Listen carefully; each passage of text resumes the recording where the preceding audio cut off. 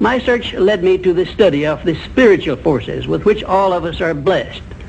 And it was in this field that I came upon a clue which has enabled me to help millions of people to find their earthly destinies. I want to describe my discovery in the simplest terms possible, because it will reveal to you why it is true that whatever the mind can conceive and believe, the mind can achieve, regardless of how many times you may have failed in the past or how lofty your aims and hopes may be. I caught my first fleeting glimpse of the profound law which provides the means by which we may choose our own purpose in life and attain it, while I was being coached by Andrew Carnegie during the organization of the Science of Success philosophy. I had just finished telling Mr. Carnegie that I feared he had chosen the wrong person to give the world the first practical philosophy of personal success because of my youth, my lack of education, and my lack of finances. Well, at this point, Mr. Carnegie delivered a lecture that I shall never forget, because it changed my entire life and paved the way for my helping to change the lives of millions of people, some of them not yet born. Let me call your attention to a great power which is under your control, said Mr. Carnegie, a power which is greater than poverty, greater than the lack of education, greater than all of your fears and superstitions combined. It is the power to take possession of your own mind and direct it to whatever ends you may desire. This profound power, Mr. Carnegie continued, is the gift of the Creator, and it must have been considered the greatest of all of his gifts to man, because it is the only thing over which man has the complete and unchallengeable right of control and direction. When you speak of your poverty and lack of education, Mr. Carnegie explained, you are simply directing your mind power to attract these undesirable circumstances, because it is true that whatever your mind feeds upon, your mind attracts to you. Now you see why it is important that you recognize that all success begins with definiteness of purpose, with a clear picture in your mind of precisely what you want from life.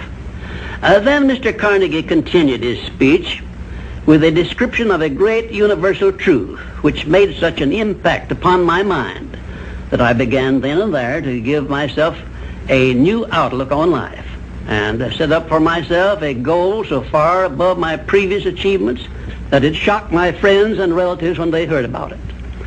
Everyone, said Mr. Carnegie, comes to the earth plane blessed with the privilege of controlling his mind power and directing it to whatever ends he may choose.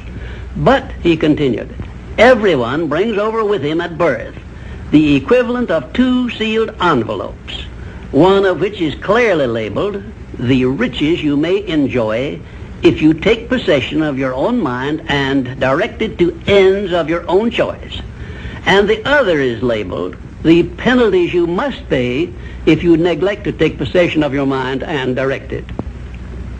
And now let me reveal to you, said Mr. Carnegie, the contents of those 2 sealed envelopes. In the one labeled riches is this list of blessings. 1, sound health. 2, peace of mind. 3, a labor of love of your own choice. 4, freedom from fear and worry. 5, a positive mental attitude. 6, material riches of your own choice and quantity. In the sealed envelope labeled penalties, Mr. Carnegie continued, is this list of the prices one must pay for neglecting to take possession of his own mind. 1, ill health. 2, fear and worry. 3, indecision and doubt. 4, frustration and discouragement throughout life. 5, poverty and want. 6, and a whole flock of evils consisting of envy, greed, jealousy, anger, hatred, and superstition. Now, my mission in life is to help you and everyone who needs my help to open up and use the contents of the sealed envelope labeled riches. And the starting point from which you must take off if you wish to write your own ticket from here on out for the remainder of your life, I will describe for you in these simple instructions. 1, procure a neat pocket-sized a notebook, or something on the order of this one here, loose leaf affair.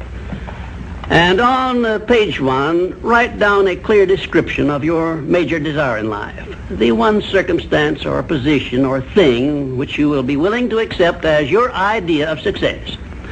And remember before you begin writing that your only limitations are those which you set up in your own mind or permit others to set up for you.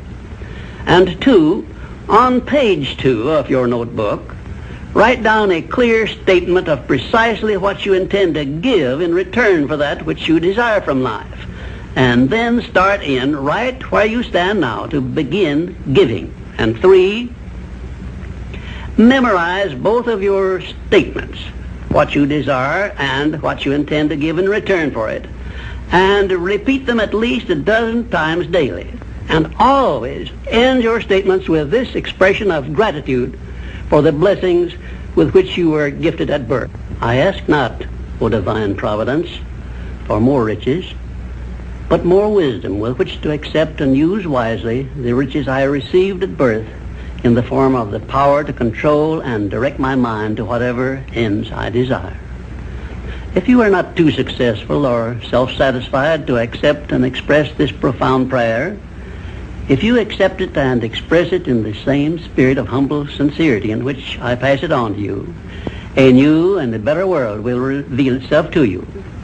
A world in which you will see reflected the circumstances and the things which you yourself have created. And now let me close this, our first visit, with my favorite expression of gratitude.